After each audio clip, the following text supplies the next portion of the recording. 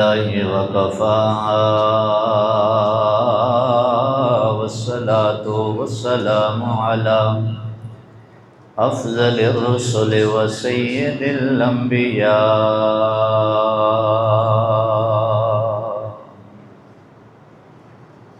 محي الذنوب والخطا منبع الجود والعطاء صاحب المقام والشفاء ولواء الذي دنا فتدلى فكان قاب قوسين أو أدنى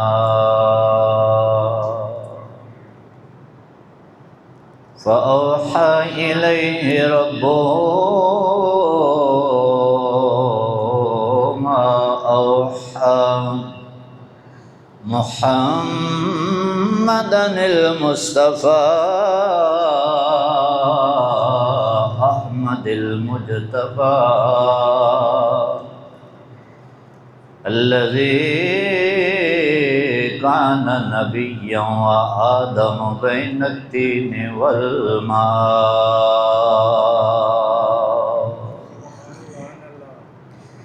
وعلى آله وأصحابه الكرماء والشرفاء والتابعين لهم بالإحسان إلى يوم الجزاء أما بعد فأعوذ بالله من الشيطان الرجيم بسم الله الرحمن الرحيم واخفض جناحك لمن اتبعك من المؤمنين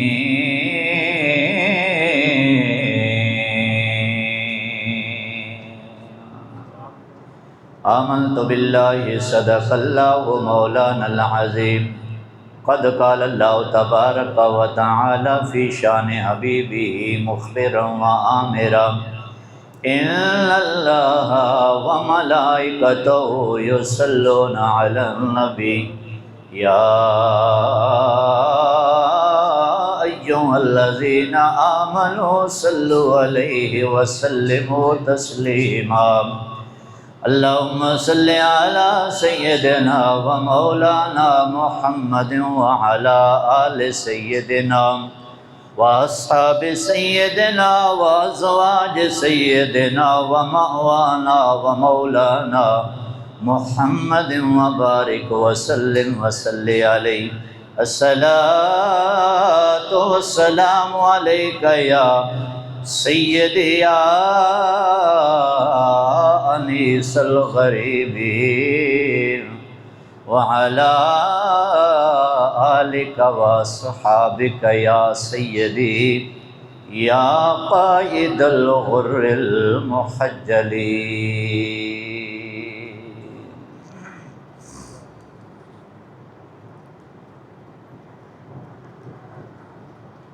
عرش کی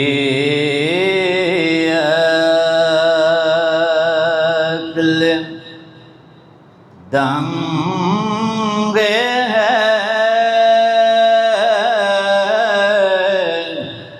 چرخ میں آسمان ہے عرش کی عدل دنگ ہے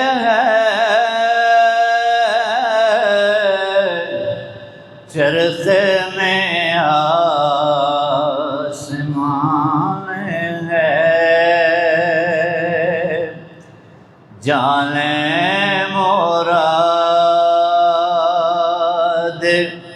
اب کدھر آئے تیرا مقام ہے جانے مراد اب کدھر آئے تیرا مقام ہے عرش کی عقل دنگ ہے، چرخ میں آسمان ہے۔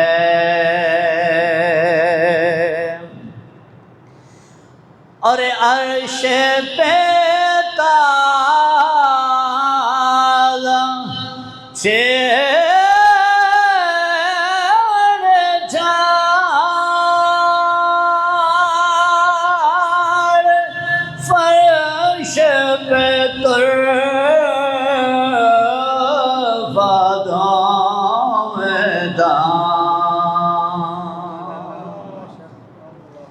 کان جدے لگائے سونا، کان جدے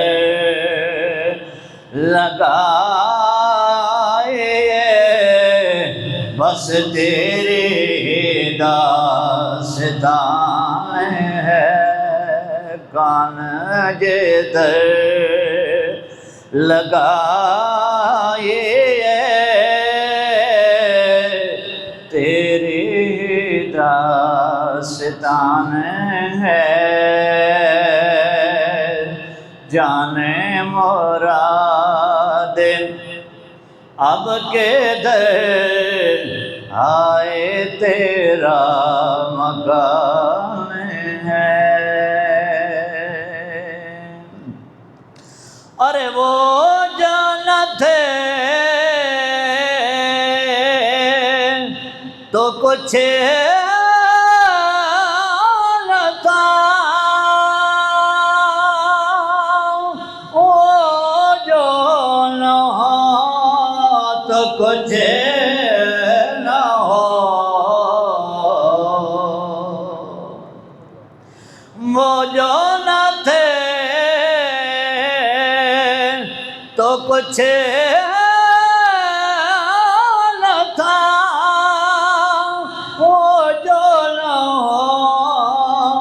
تو کچھ نہ ہو۔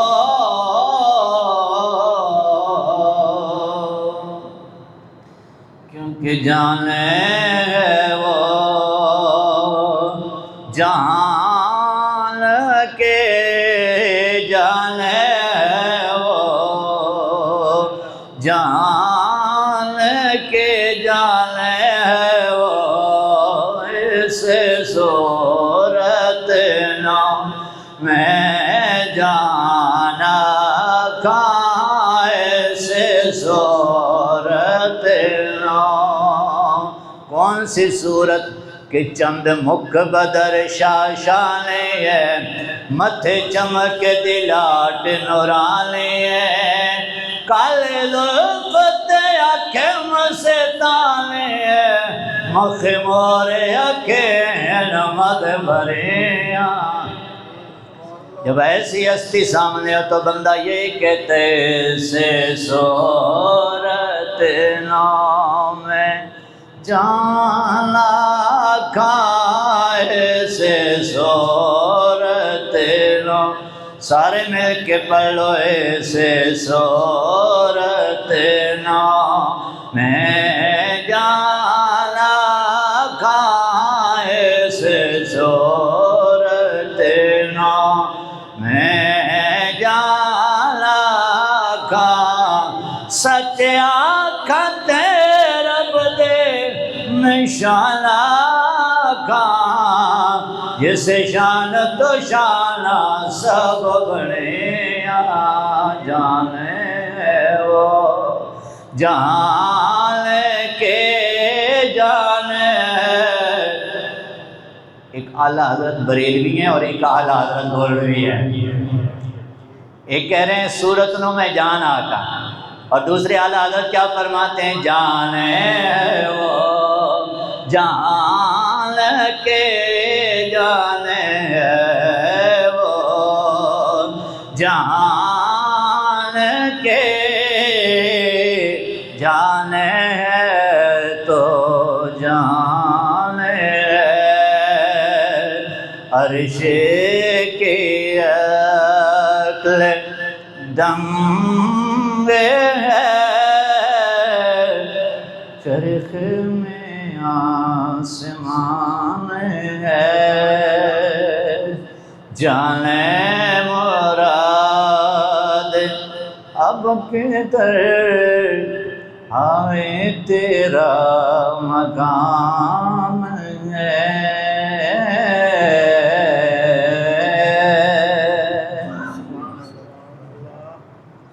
اللہ تعالیٰ جل جلالہ و عم نوالہ و اعظم شانہ و تم برہانہ کی حمد و ثنا بارگاہ حضور سرور کونین مالک کوثر شفیع معاشر غمگسار جہاں دستگیر زمان مطلوب کائنات مقصود کائنات جان کائنات حسن کائنات رنگ کائنات سبب کائنات سبب ثبات کائنات آقا مولا صلی اللہ تعالیٰ علیہ وسلم حضور خاتم المرسلین شفیع المذنبین صلی اللہ تعالیٰ علیہ وسلم کے دربار کرم میں اپنی عقیدتوں محبتوں کے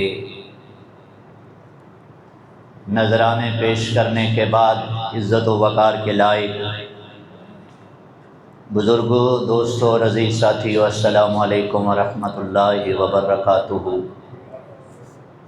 میں نے آپ حضرات کے سامنے سورۃ الشعراء کی آیت نمبر 215 تلاوت کرنے کا شرف حاصل کیا۔ دعائے خالق ارض و سما میری زبان پر کلمۃ الحق جاری فرمائے، مجھے اور آپ کو سن سنا کر رب لم یزل ان پاکیزہ جملوں کی عملی تفسیر بننے کی توفیق عطا فرمائے۔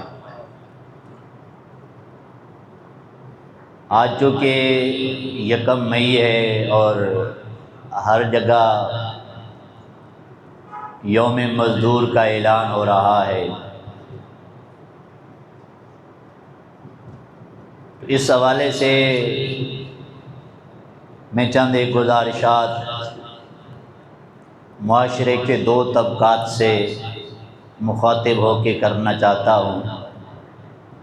ایک تو وہ لوگ ہیں کہ جو اس نہج پہ ہیں، زندگی بڑی مشکل سے گزار رہے ہیں، اور دوسرے وہ لوگ کہ جن کو رب نے بڑی وسعتیں دی ہیں۔ تو رب کائنات نے ان مالداروں کو کمزوروں کے ساتھ کیسا ان کا رویہ سلوک ہونا چاہیے، ان دونوں طبقات کی تعلیمات قرآن و سنت کی روشنی میں آپ کے سامنے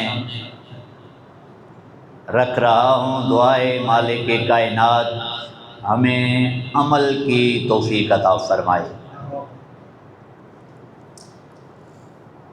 پہلے وہ طبقہ ہے کہ جو کمزور زندگی گزارنے والا ہے، زندگی غریبی میں مسکینی میں، لیکن جس معاشرے میں میں اور آپ رہ رہے ہیں، آپ دیکھیں تو ہر بندہ امیری کی چکر میں ہے، ہر بندہ اس تگ و دو میں ہے کہ میرے پاس دنیا جہان کی دولت اکٹھی ہو جائے اور میں بادشاہوں والی زندگی گزاروں، اور یہ سارا کچھ حاصل کرنے کا مقصد کیا ہے؟ تاکہ عزت کا مالک بن جائے بندہ۔ تو یہ بات یاد رکھنا کہ عزت دینے والی ذات رب کائنات کی ہے۔ تو عزت فقط مال و دولت سے بھی نہیں بنتی، عزت بڑے بڑے عہدوں سے بھی نہیں ملتی، عزت بڑے بڑے محلات میں رہنے سے بھی نہیں ملتی۔ آج یہ سبق سیکھنا ہے کہ عزت کہاں سے اور کیسے ملتی ہے۔ قلندر لاہوری فیلسوف اسلام، حضرت آگے تشریف لے آئیے، جگہ تو جی ادھر آگے آ جائیں پہلے سب میں۔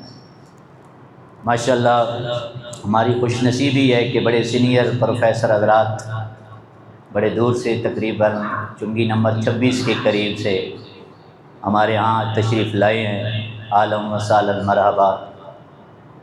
اور یہ اس وجہ سے نہیں کہ آپ کی مسجد کا تو خطیب بڑی اچھی تقریر کرنے والا ہے، مطلب کسی کے ذہن میں یہ خیال آ جائے ہمارے خطیب صاحب اب بڑے ہو گئے، بڑے دور دور سے لوگ سننے آتے ہیں۔ تیرے باغ بہشت گلشن سونے، ایک ڈٹھڑا کنڑا میں بھی صحیح، تیرے اٹھاں گائیاں بھیڑا چوں، ایک بھیڑ دا دمڑا میں بھی صحیح، تینڈے عالم فاضل مفتی بوتے، ایک مسخرہ مندڑا میں بھی صحیح، تینڈے شیران دے گل سنگل حیدر، ایک کتڑا مندڑا میں بھی صحیح، من آنم کے من دانم، میری حیثیت کیا ہے یہ میں ہی جان سکتا ہوں۔ یہ حضرات کی ذرا نوازی ہے، اللہ کریم ان حضرات کو دونوں جہانوں کی سعادت عطا فرمائے۔ محترم المقام عزت مآب جناب پروفیسر وسیم صاحب، یہ ہمارے سینئر کالج کے پروفیسر ہیں اور اردو ڈپارٹمنٹ کے HOD ہیں۔ حضرت قبلہ پروفیسر نصر اللہ قریشی صاحب، یہ بھی ہمارے سینئر پروفیسر ہیں، اسلامیات ڈپارٹمنٹ کے HOD ہیں۔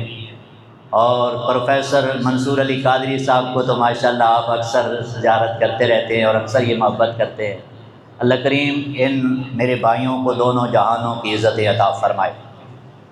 تو میں عرض کر رہا تھا کہ عزت لوگ اس تگ و دو میں ہیں کہ کسی وجہ سے کوئی معاشرے کا عزت دار فرد بنا جائے۔ تو میں نے قلندر لاہوری فیلسوف اسلام کے ایک نظم کے 2 اشعار کا سہارا لیا اس موضوع کے لیے۔ علامہ اقبال لندن میں تھے اور آپ کا بیٹا 6 سال تقریباً اس کی عمر تھی، جاوید نام ہے ان کا، اور علامہ اقبال نے پھر نظم ہی ان کے نام کی لکھی، جاوید کے نام سے۔ تو آپ کے بیٹے نے آپ کو خط لکھا لندن میں کہ آپ میرے لیے گرامو فون، ایک اس وقت کے اس دور کا موبائل فون سمجھ لیں، کہ میں نے وہ لینا ہے۔ اس میں بعض لوگوں نے لکھا ہے کہ شاید کوئی میوزک وغیرہ اس طرح کی چیزیں سنی جاتی تھی۔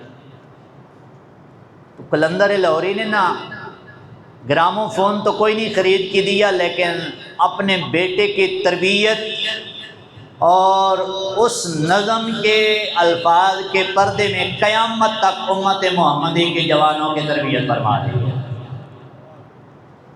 آپ نے اپنے بیٹے کے لیے لکھا، آپ نے فرمایا دیار عشق میں اپنا مقام پیدا کر۔ آپ بالکل خاموش رہیں، سبحان اللہ نہیں کہتے۔ تربیت دیکھیے ہمارے اسلاف کی اولاد کے لیے، دیار عشق میں اپنا مقام پیدا کر۔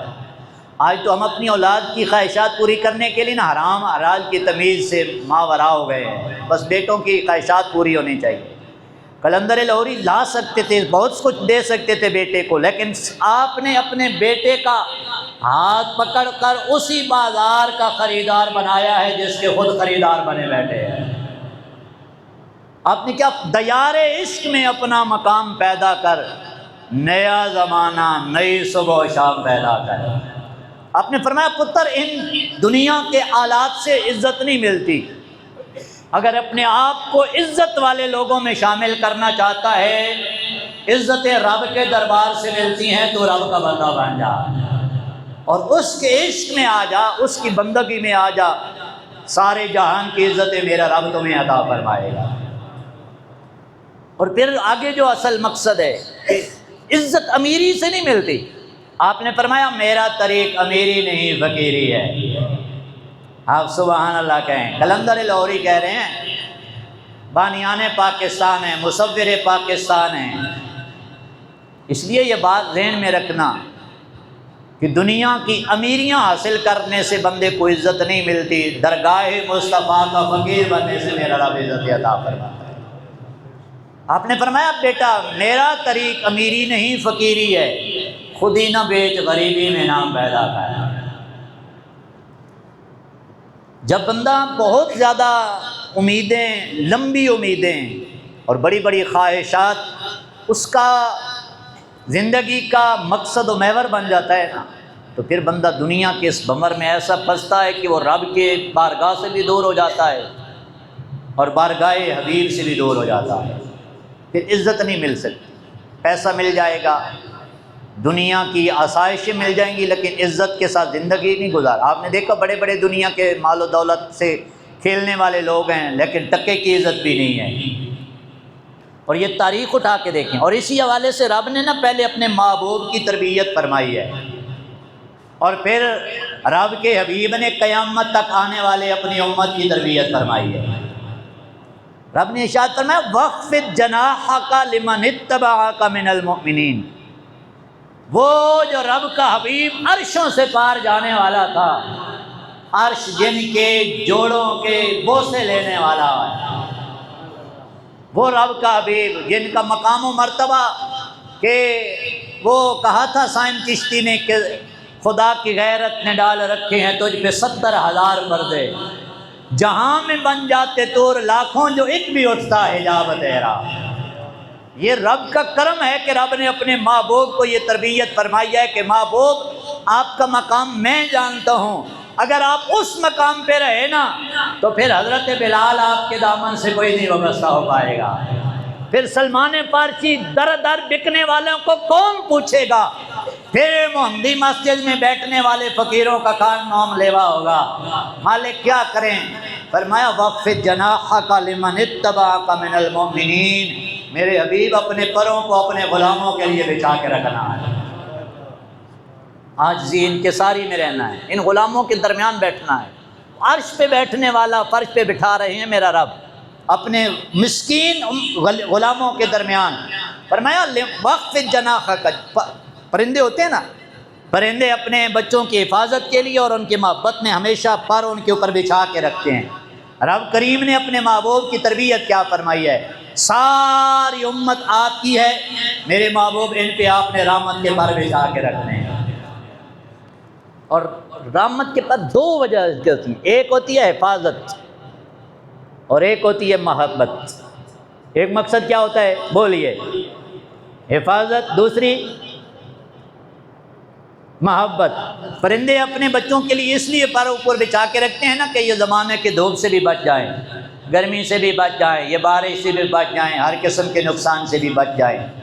آپ نے دیکھا ہوگا بڑی بڑی ویڈیوز آج کل سامنے آتی ہیں کہ کوئی جانور بھی ہے تو وہ بچوں کو لیے خطرہ محسوس کرتے ہیں تو وہ بھی بچ جاتا ہے اپنے بچوں کے اوپر تاکہ حفاظت بھی ہو جائے، اور یہ محبت تڑپاتی ہے، انہیں مجبور کرتی ہے۔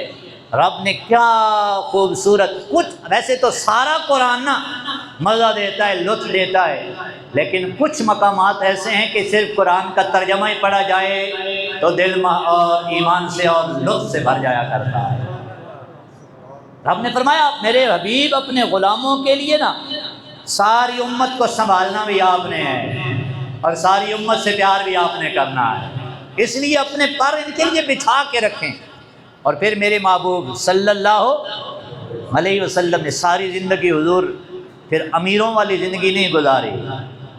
اللہم احیینی مسکینا وامیتنی مسکینا واحشرنی فی زمرۃ المساکین یوم القیامہ۔ اب آپ کے ذہن میں اگر یہ موضوع آ گیا ہے تو میں اتنے دور سے آپ کو پھیر کے لے آیا ہوں، سارے کائنات کو، سارے زمانے کو عزتیں جس دروازے سے مل رہی ہیں، میرا رب عزتوں والے رسول کو فرما رہا ہے آپ نے بڑا بن کے نہیں، عاجزی اور انکساری کے ساتھ زندگی گزارنی ہے، کیونکہ عزتیں سارے زمانے کی اسی سے ملتی ہیں۔ جو بندہ جھک جاتا ہے میرا رب اسے عزتیں عطا فرما دیتا ہے۔ سبحان اللہ۔ اب کلندر کی بات سمجھ آئی ہے؟ میرا طریق امیری نہیں فقیری ہے، اور حضور نے فرمایا بھی الفقر فخری، فقر جو ہے نا یہ میرا فخر ہے، اختیاری فقر ہے۔ کسی کے ذہن میں یہ نہ آ جائے، ایک تو فقیری ہوتی ہے نا، یہ جو مانگنے والے ہوتے ہیں، اس سے حضور نے سختی سے منع فرمایا ہے، بلکہ یہاں تک لفظ ہیں روایت کی، حضور فرماتے ہیں مجھے تو یہ ڈر لگتا ہے کہ یہ فقیری تمہیں کفر تک نہ لے جائے۔ اس کی وجہ کیا ہوتی ہے؟ وجہ یہ ہوتی ہے نا کہ بندہ جب ان چکروں میں پڑ جاتا ہے نا، دنیا کی بس اس کے سامنے آ جاتی ہے، رب کی ذات پہ اس کی توکل ختم ہو جاتی ہے، پھر اس کے سامنے یہ ہوتا ہے لوگ میری خدمت کریں گے تو میرا نظام چلے گا، حالانکہ نظام کون چلانے والا ہے؟ واللہ خیر الرازقین۔ تو یہ بات میرے معاشرے کے پہلے طبقے سے ہے، کہ جس حال میں رب نے آپ کو زندگی کی یہ حصہ عطا کیا ہے، اگر حالات کمزور ہیں تو پریشان نہ ہونا، مایوس نہ ہونا، کبھی یہ مت ذہن میں لانا کہ شاید معاشرے میں ہمارا عزت و وقار نہیں ہے، بلکہ حضرت موسیٰ علیہ نبینا علیہ الصلوۃ والسلام، آپ ایک دفعہ گزر رہے تھے ایک جگہ سے، تو ایک بندہ نا پتھر کا تکیہ بنا کے ننگی زمین پہ سویا ہوا ہے کھلے آسمان کے نیچے۔ آپ کو میری باتوں کی سمجھ آ رہی ہے تو سبحان اللہ جا کے کہہ ذرا، کھلی زمین۔ آج گلے شکوے بہت زیادہ ہو گئے ہیں، اور شکووں کی حد یہاں تک پہنچ گئی ہے کہ معاذ اللہ ہمارے شکوے رب کی ذات تک پہنچ گئے۔ اس زندگی میں ہمیں ملا کیا ہے؟ بندہ کہتا ہے جی پاکستان ملا ہے، یہ کس لیے، اس کا فائدہ کیا ہے؟ کیا سے کیا لوگ تحریریں بنا کے بیٹھے ہوئے ہیں۔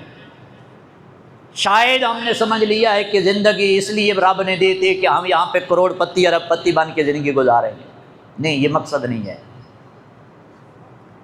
پاکستان بنانے والوں نے کہا تھا میرا طریق امیری نہیں فقیری ہے، اس کی ایک وجہ ہے۔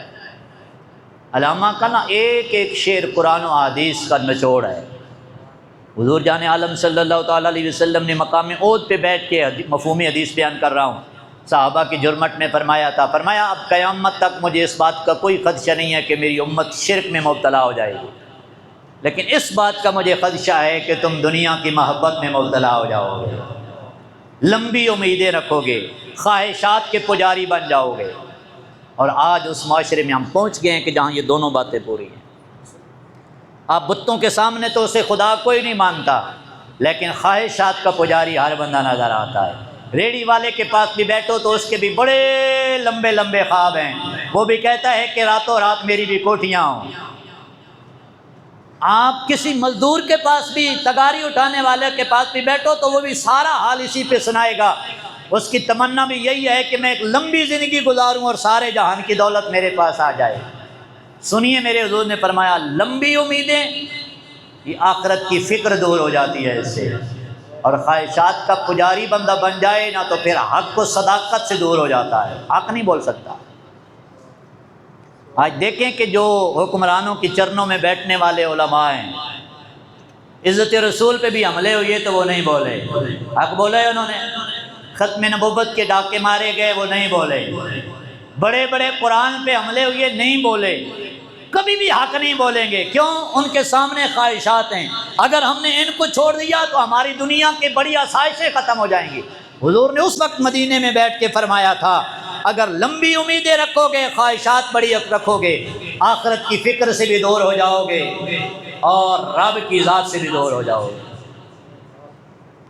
اس لیے یہ ذہنوں سے نکال دیں کہ شاید اس زندگی میں عزت نہیں ملے گی۔ نہ، میں نے پہلے مثال دی ہے، حضور نے ساری زندگی نا فقر میں گزاری ہے، مسکینی میں گزاری ہے۔ آپ سنتے رہتے ہیں کہ کئی دن حضور کے گھر میں چولہا نہیں جلتا تھا، اور پھر میرے رسول کے مریدوں کا حال بھی یہی تھا۔ حضور نے فرمایا ہے رب کائنات نے سارے نبیوں رسولوں کے بعد سارے نبیوں کی امتوں میں میرے غلام صحابہ کی جماعت کو پسند فرما لیا ہے، یعنی نبیوں رسولوں کے بعد سب سے عزت والا کوئی طبقہ ہے تو وہ حضرات صحابہ کا ہے، یعنی اس میں اہل بیت بھی شامل ہے نا۔ میں صحابہ کا نام اصل ایسا مسئلہ ہے آج کل، صحابہ کا نام لو تو لوگ سمجھتے ہیں کہ شاید اہل بیت کا بغض ہے، اور اللہ کے بندوں کیا اہل بیت صحابہ نہیں ہیں؟ ازواج مطہرات صحابیات نہیں ہیں؟ حضور کی صاحبزادیاں صاحبزادے وہ صحابہ نہیں ہیں؟ پانچ تن پاک صحابہ نہیں ہیں؟ سارے صحابہ ساری اس جماعت میں آ جاتے ہیں، سب سے زیادہ عزت والے۔ اب سنیے، مولا علی سبحان اللہ، شیر خدا، مشکل کشا، حالاتا، مرتضی، اخی رسول، شوہر بطول، بابا حسنین کریمین۔ آپ نے نا امیر المومنین، انتخاب مصطفیٰ، حضرت مولا عمر پاک آپ سے مخاطب ہو کے پتہ کیا فرمایا؟ آپ نے فرمایا عمر یہ یار کو تعلیم فرما رہا ہے، عمر خیال رکھنا اگر تم دوست سے ملاقات کی خواہش رکھتے ہو، دوست سے مراد رب کائنات کی ذات ہے، اگر تم دوست سے ملاقات، مولا علی فرما رہے ہیں مولا عمر پاک کو، اگر تم دوست سے ملاقات کی خواہش رکھتے ہو تو پھر کیا کرنا؟ فرمایا پیون والے کپڑے پہننا۔ آپ سبحان اللہ ایسا کہنے آپ کا حق بنتا ہے، ظاہری بات ہے ہم کاٹنے پہننے والے ہیں، ہمیں کیا لگے کہ یہ پیون والے کپڑے کیا ہوتے ہیں۔ حضرت 22-23 لاکھ مربع سرزمین پہ حکومت کرنے والا بادشاہ ہے، لیکن مولا علی کیا فرما رہے ہیں؟ عمر اگر رب سے ملاقات کی خواہش ہے تو پیون والے کپڑے پہننا، پرانے جوتے پہننا، اور رج کے کبھی کھانا نہ کھانا۔ پھر اگر آپ کا ذہن حاضر ہے تو میں جلدی جلدی مولا عمر پاک کی زندگی کا خلاصہ بیان کر دوں۔ 12 مرتبہ آپ نے سنا کہ آپ پیون والے لباس پہنتے تھے، آپ کے کرتے پہ کئی پیون ہوتے تھے، اور جب آپ بیت المقدس کو فتح کرنے جا رہے ہیں تو جوتے آپ کے نالین ٹوٹے ہوئے ہیں۔ اور یہ بھی آیا ہے کہ عید والے دن آپ نے بیوی کو فرمایا تیاری ہو گئی نماز عید کے لیے مسجد نبوی جانا ہے، جوتے؟ تو بیوی کہنے لگی وہ تو کئی مرتبہ مرمت کر کے اب وہ مرمت کے قابل نہیں رہے۔ تو آپ نے فرمایا کوئی بات نہیں، عمر ننگے پیر چلا جائے گا۔ یہ تعلیم کس کی تھی؟ آپ سبحان اللہ نہیں کہہ سکتے، کیونکہ ہم اس معاشرے میں زندگی گزار رہے ہیں صبح و شام جو صحابہ و اہل بیت کی دوڑ لگوا رہے ہیں، مقابلے کروا رہے ہیں۔ اللہ کے بندو ہم نے ان بابوں کے سامنے بیٹھ کے پڑھا ہے جو یہ کہتے نظر آ رہے ہیں کہ ان ہستیوں کے درمیان مقابلے نہ کروانا، یہ دیکھنا در مصطفیٰ پہ دونوں بیٹھتے نظر آ رہے ہیں، ہمیں در حبیب پہ دونوں ہستیاں بیٹھتی نظر آ رہی ہیں۔ یہ تعلیم تھی مولا علی کی، ساری زندگی حضرت امیر المومنین نے پھر اس پہ عمل کر کے وقت گزارا ہے۔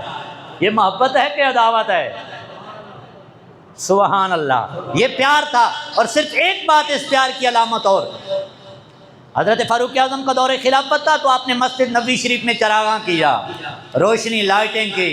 امیر المومنین جناب مولا علی تشریف لائے تو دل خوش ہو گیا۔ ہاں، اس کا مطلب ہے کہ مسجد سجی ہوئی ہو تو دل خوش ہو جائے، یہ مولا علی کے ماننے والوں کا خیال ہے۔ آپ خوش ہو گئے، مسجد میں لائٹنگ دیکھی، چراغاں دیکھا، آپ نے پوچھا یہ کس نے کرایا ہے؟ بتایا گیا مولا عمر پاک نے۔ آپ کا دل خوش ہو گیا، آپ نے دعا فرمائی۔ آپ نے پتہ ہے کیا دعا کی؟ آپ نے فرمایا امیر المومنین جس طرح آپ نے مسجد کو روشن کیا ہے، اللہ آپ کے مزار کو روشن فرما دے۔ تو مولا علی کی دعا ایسے قبول ہوئی ہے۔ آج مولا عمر پاک کا مزار کہاں پہ ہے؟ 24 گھنٹے جہاں پہ صبح کا منظر رہتا ہے، چراغاں چراغاں ہے۔ تو یہ پیار ہے ان ہستیوں کا۔ تو مولا المسلمین حضرت مولا علی نے کیا فرمایا تھا؟ پیون والے کپڑے پہننا، پرانا جوتا پہننا، رج کے کبھی کھانا نہ کھانا۔ مجھے بتاؤ کائنات میں اس سے بڑھ کر بھی کسی کی عزت ہوگی؟ آج بھی اگر نام عدل کا آ جاتا ہے دل دھڑکتا ہے کہ بات عمر پاک کی ہونے لگی ہے۔ عزتیں ملی ہیں کہ نہیں میرے رب؟ تو یہ بات یاد رکھ، میرا طریق امیری نہیں فقیری ہے، یہ موضوع اپنے ذہن میں رکھنا، اور پھر اس سے ایک قدم اور آگے چلے۔ آپ سبحان اللہ کہیں ذرا۔ سبحان اللہ۔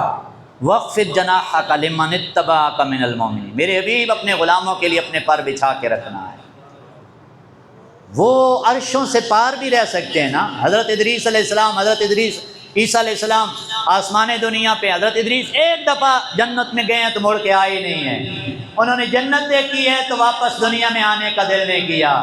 اور ہم تو اس آقا کی بات کرتے ہیں جنہوں نے جنت نہیں، جنت بنانے والا رب کا دیدار کیا ہے، لیکن پھر پلٹ کے اسی کائنات میں اپنی امت کے درمیان آئے ہیں۔ یہ تعلیم تھی نا میرے رب کی۔ ہاں سبحان اللہ کہیں ذرا۔ پروردگار عالم نے اعلان فرمایا وَاخْفِضْ جَنَاحَكَ لِمَنِ اتَّبَعَكَ مِنَ الْمُؤْمِنِينَ،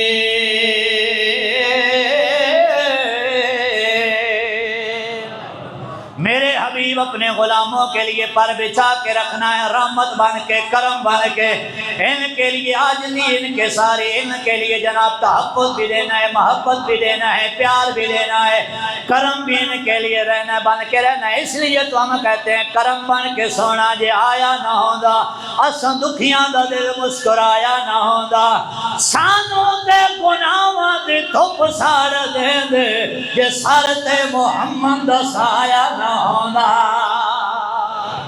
جس سر تے محمد دا سایہ نہ ہوندا وما کان اللہ لیعذبہم وانت فیہم. میرا رب فرماتا ہے حبیبہ سونیا میں کیسے عذاب دوں، کیسے عذاب دوں جس دیس میں میرا یار رہتا ہے. ہم بچے ہوئی ہیں تو حضور کے صدقے سے، لیکن یہ دیکھو نا عزتیں مقام و مرتبہ کیسے ملتا ہے، دولت سے نہیں، امیریوں سے نہیں. میرے حضور کے دروازے پہ ایک جنابے والا مہمان آ گیا. بخاری میں بھی روایت موجود ہے، مسلم شریف میں بھی روایت موجود ہے. حضور کا مہمان آ گیا. میرے آقا نے فرمایا میرے صحابہ جاؤ پتہ کرو ازواج مطہرات کے گھر سے گھر میں کچھ کرنے کے لیے ہے کہ نہیں. اس کا مطلب ہے کہ حضور کو پتہ تھا نا ہمارے گھر میں ہم بچا کے رکھتے کوئی نہیں ہے، اس لیے پوچھا جاؤ پوچھو مہمان کے لیے کچھ ہے کہ نہیں. پتہ ہے آگے سے کیا جواب ملا؟ سرکار کے گھر سے جس بھی زوجہ محترمہ کے گھر میں جا کے پوچھا گیا کہ حضور نے بھیجا ہے اور حضور نے فرمایا ہے کہ مہمان آیا اس کے لیے کچھ ہے، ہر دروازے سے آواز آتی ہے ما منعہ الا الماء، پانی کے سوا کچھ بھی نہیں. اب سمجھ آئیے، جب یہ بات سمجھ آ جائے نا کہ ہم کس رسول کے غلام ہیں تو پھر یہ پریشانیاں ختم ہو جاتی ہیں، خواہشات بڑی بڑی ختم ہو جائیں گی، بڑے محلات میں رہنے کا تصور ختم ہو جائے گا. کس کے گھر سے آواز آ رہی ہے؟ پانی کے سوا کچھ نہیں ہے. میں پھر رک کے اس لیے کہہ رہا ہوں تاکہ یہ ذہنوں میں بیٹھ جائے بات، میرا طریق امیری نہیں فقیری ہے، میرا طریق امیری نہیں فقیری ہے. کس کے گھر سے بتایا جا رہا ہے پانی کے سوا کچھ نہیں؟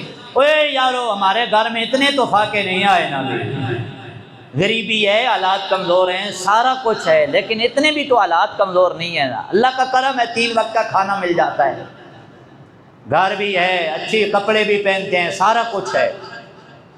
ایسا تو نہیں ہے کبھی کہ گھر میں پینے کے علاوہ پانی کے علاوہ کچھ نہ ہو. اور یہ وہ ہیں کہ جو مالک کونین ہیں، وہ جن کے لیے کونین وہ مابل کونین سجے ہے، وہ جن کے لیے مابل کونین سجے ہے، فردوس بری جن کے وسیلے سے بنے ہیں، وہ محفل کونین جن کے لیے سجے ہیں، فردوس بری جن کے وسیلے سے بنے ہیں، وہ ہاشمی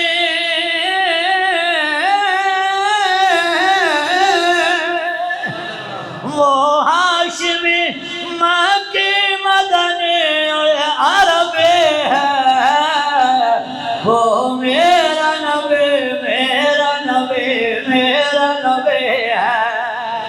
ایک بار سارے مل کے کہہ لو وہ میرا نبی میرا نبی میرا نبی ہے، وہ میرا نبی میرا نبی میرا نبی ہے، وہ میرا نبی میرا نبی میرا نبی ہے. گھر سے اعلان ہو رہا ہے آقا پانی کے علاوہ کچھ نہیں ہے. سنو جناب والا، اگر جناب دولت سے، بنگلوں سے، کوٹھیوں سے عزتیں ملتے ہیں، پھر یہ عزتوں کے تاج کبھی حضور کے گھر سے نظر نہ آتے. ساری کائنات کو عزتیں جس دروازے سے ملتے ہیں ان کے گھر سے پانی کے سوا نظر بھی نہیں آ رہا، کچھ بھی نہیں ہے. پھر اگر اس سے آگے اور ایک قدم چلوں تو مزہ آئے گا. سبحان اللہ کہہ ذرا حدیث پوری پڑھ دیتا ہوں. دوسرے طبقے کی میں نے بات کی ہے جن کو اللہ نے نا نوازا ہے مال و دولت سے، تو ان کا اس کمزور طبقے کے ساتھ رویہ کیسا ہونا چاہیے. اور یہی تعلیمات میرے آقا مولا صلی اللہ تعالیٰ علیہ وسلم. آپ توجہ کریں جی میری طرف، آپ توجہ کریں، انشاءاللہ لائٹ آ جائے گی. آپ کے دل کی لائٹ آن رہنی چاہیے. اگر آپ کے دل کی لائٹ آئے گی تو انشاءاللہ آواز انشاءاللہ آخری ساتھی تک آ گئی. سبحان اللہ کہیں ذرا. اب جب ساری ازواج مطہرات کے گھر سے واپس آ گئے، غلام نے بتایا حضور پانی کے سوا کچھ بھی نہیں ہے۔ اب توجہ کریں جی، چھوڑ آ جائے گی لائٹ، یہ تو فنی مسئلہ آ جائے گا، خضر صاحب گئے میرے خیال میں، نہ بھی آئی تو خیر ہے، سبحان اللہ کہیں ذرا۔ حضور نے فرمایا کوئی ہے ایسا غلام جو میرے اس مہمان کو گھر لے جائے؟ سبحان اللہ۔ تو ایک انصاری صحابی اٹھے، یا رسول اللہ میں لے جاؤں گا۔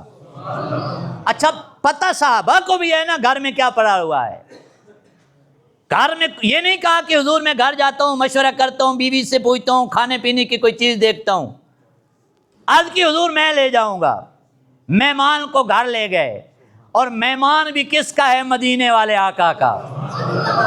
خوش بختی دیکھیے میرے آقا کے صحابہ کی، مہمان رسول اللہ کا ہے، گھر لے گئے، اور گھر جا کے بیوی کو کہا میں نے آپ سے مشورہ کیے بغیر پوچھے بغیر مہمان لے کے آیا ہوں، لیکن یہ میرا مہمان نہیں ہے، یہ مدینے والے آقا کا مہمان ہے۔ تو پوچھا گھر میں کچھ ہے؟ تو گھر سے جواب ملا آج تو کھانا اتنا ہے کہ نہ تیرے لیے کافی ہو سکتا ہے نہ میرے لیے، صرف بچوں کے لیے کافی ہو سکتا ہے، ہمارے میاں بیوی کے لیے بھی کافی نہیں، صرف بچوں کے لیے۔ آپ مسکرا کے فرمان لگے کوئی بات نہیں، بچے روز کھاتے رہتے ہیں نا۔ یہ ہے لا یؤمن احدکم حتی اکون احب الیہ من والدہ وولدہ والناس اجمعین کی عملی تصویر میرے رسول کے صحابہ جو اپنے بچوں کی محبت اپنے رسول کی محبت پہ قربان کرتے نظر آ رہے ہیں۔ فرمایا کوئی بات نہیں، اس کا حل بھی میرے پاس ہے، کیا کیا جائے گا؟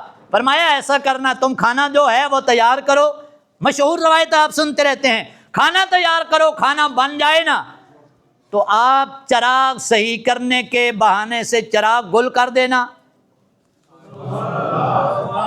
تاکہ مہمان کو یہ کہیں پتہ نہ چل جائے کہ کھانا تھوڑا ہے اور گھر والے انہوں نے کھانا نہیں کھایا۔ اور یہ وہ دور ہے جب دیے جلانے والا دور ہے، گھر میں وہ بڑی بڑی لائٹیں کوئی نہیں ہیں، بڑے بڑے چراغ کوئی نہیں ہیں، روشنیاں کوئی نہیں ہیں، گھر میں دیے جلانے والا سلسلہ ہے۔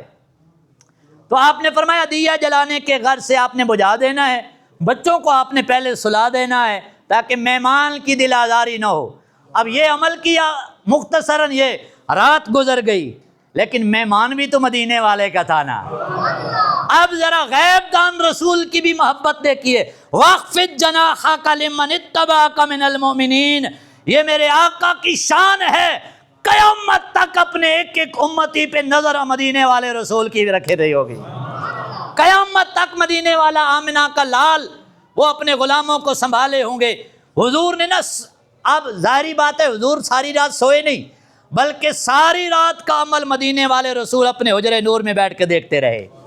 صبح ہوئی نا جب وہ صحابی اپنے مہمان کو، حضور کے مہمان کو لے کے آئے، اب حضور صحابہ کے درمیان بیٹھے ہوئی ہیں، رسول اللہ نے پہلے دور سے دیکھ کے اپنے اس انصاری صحابی کو اور مہمان کو دیکھ کے رسول اللہ صلی اللہ علیہ وسلم مسکرائے، اور مسکرا کے حضور نے کیا ارشاد فرمایا؟ فرمایا ضاحک اللہ اللیلۃ، فرمایا او میرے غلام تو نے وہ عمل کیا ہے آج رات، ساری رات تجھے دیکھ کے میرا رب مسکراتا رہا ہے، ساری رات تجھے میرا رب دیکھ کے مسکراتا رہا ہے۔ اب یہ دیکھنا میرے حضور کی نظر اس لیے بھی ہے کہ میرا مہمان کے ساتھ کیا سلوک ہوتا ہے، اور میرے آقا کی نظر اپنے غلام پہ بھی ہے کہ میرے میزبان پہ میرا رب کتنا کرم فرمانے والا ہے۔ حضور نے فرمایا ساری رات میرا رب تجھے دیکھ کے مسکراتا رہا ہے، ساری رات میرا رب تجھے دیکھ کے مسکراتا رہا ہے، ساری رات میرا رب تجھے دیکھ کے مسکراتا رہا ہے۔ میں آپ کی چپ کے لیے یہ جملے دہرا رہا ہوں، ساری رات میرا رب تجھے دیکھ کے مسکراتا رہا ہے۔ وہ صرف اتنا کھانا ایک مہمان کو دے دو، میرا رب دیکھ کے مسکراتا ہے، اس کا مطلب یہ ہے رب بے حساب راضی ہو جاتا ہے۔ جو ایک دن بھوکے کو کھانا کھلائے، میرا رب اس پہ اتنا کرم کرتا ہے جو ساری زندگی غریبوں کو کھلاتا رہے گا۔ تو آیا نہ در تے کیوں بد نصیبہ، ہزاراں رنگاں وچ رنگیندے محمد۔ تو حضور فرمانے لگے ساری رات میرا رب تیرے اس عمل کو دیکھ کے مسکراتا رہا ہے۔ تو اب یہ ہے وہ محبت کہ رب جسے کچھ دے نا، تو اب دوسرے طبقے کے لیے بس میں مختصراً تاکہ مزدور ڈے کے لیے بھی بات ہو جائے۔ سبحان اللہ، سبحان اللہ۔ چلو جو مزدور ہیں وہ بول دیں، امیر نہ بولیں۔ فقیر بول دیں. جن کو اللہ نے نوازا ہوا ہے، رب نے بڑی عزتیں دی ہیں، وسعتیں دی ہیں. یاد رکھنا ایک آیت کا مفہوم ہے. اللہ کریم فرماتے ہیں قیامت کے دن ان امیروں سے پوچھا جائے گا جن کے ماتحت غریب تھے، نوکر چاکر تھے، اور وہ ساری زندگی نوکر ہی رہے ہیں، ان کے حالات ٹھیک نہیں ہوئے. آج لوگ نا بعض بڑے سینہ چوڑا کر کے کہتے ہیں قاری صاحب فلاں ہمارا نوکر ہے نا 25 سال سے ہمارے گھر میں ہے. تو میں کہا یہ بھی نوکر ہی ہے. اس نوکر نے تمہیں ارب پتی بنا دیا، وہ ابھی بھی نوکر ہے. میں کہتا ہوں میں تو اس رسول کے گن گاتا رہتا ہوں کہ جس سے ایک بار بھی کسی فقیر نے مانگا ہے تو میرے آقا نے اسے فقیر نہیں دیا، اسے بادشاہ بنا دیا ہے.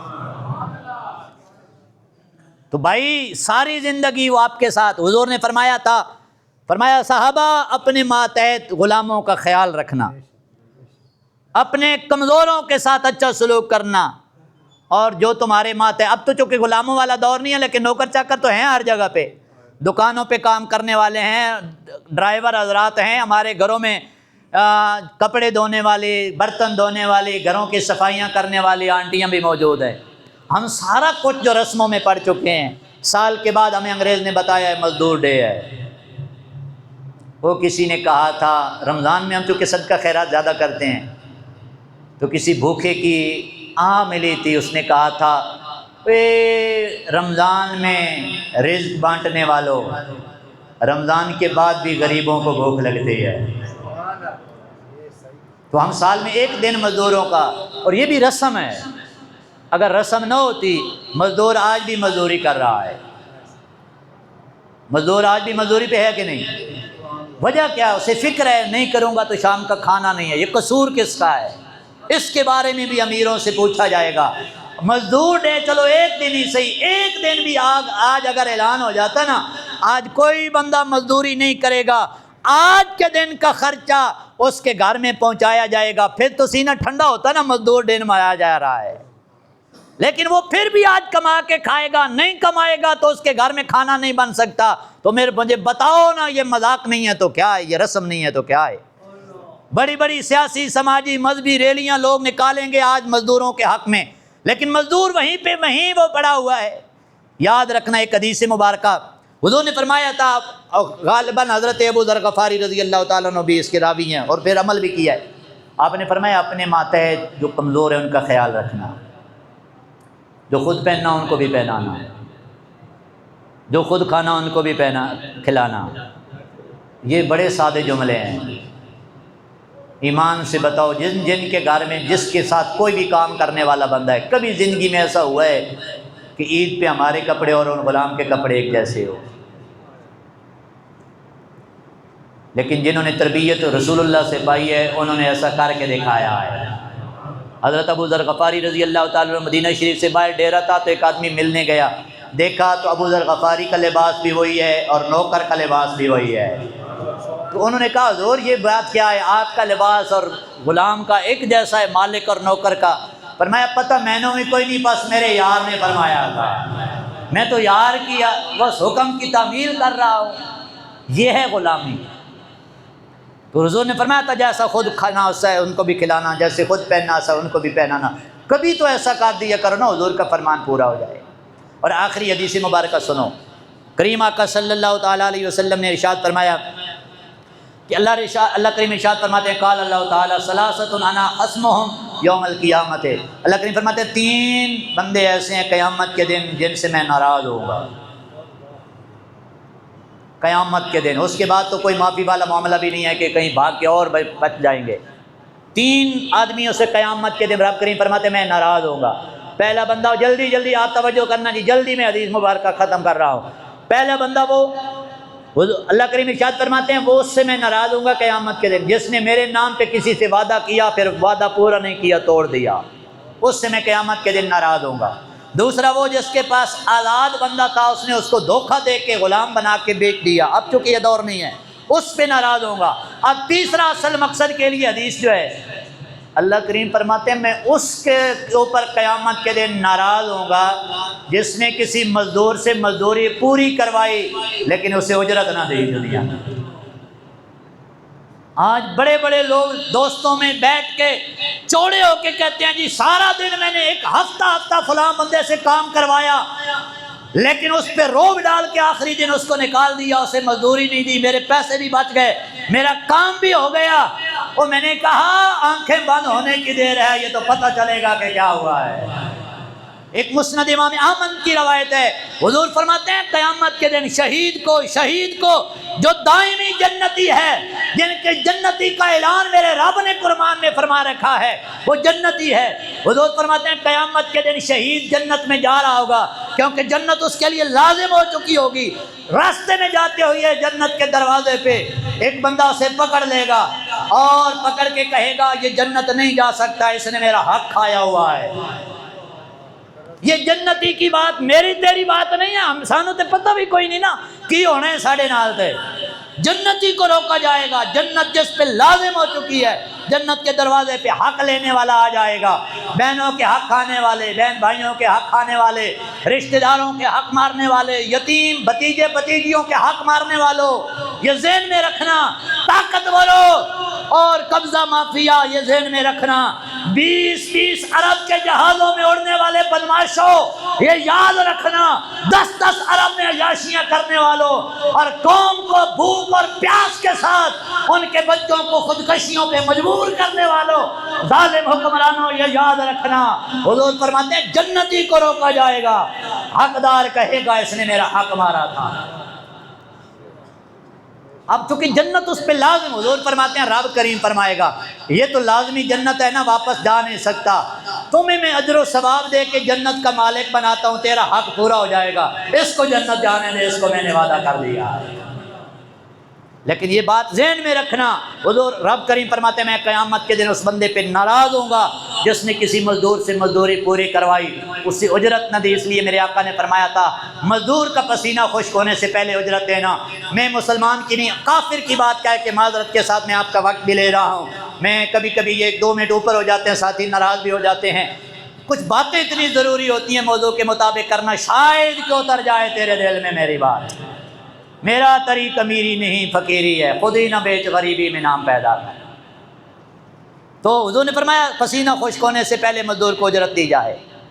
میں مسلمان کے چند دن پہلے ہم نے اپنے مسجد کے ایک اسٹور کا کام کروایا، وہ عیسائی تھے، کرسچن غیر مسلم، تو تین دن وہ آتے رہے۔ جب میں ان کو شام کو مزدوری دیتا نا اجرت، تو میں نے 2 عیسائی تھے، دونوں کو دیکھا ہے، جب پیسے میں نے ان کے ہاتھ پہ رکھے تو انہوں نے آسمان کی طرف منہ کر کے نا پتہ نہیں اپنے رب سے کیا بات کی ہے۔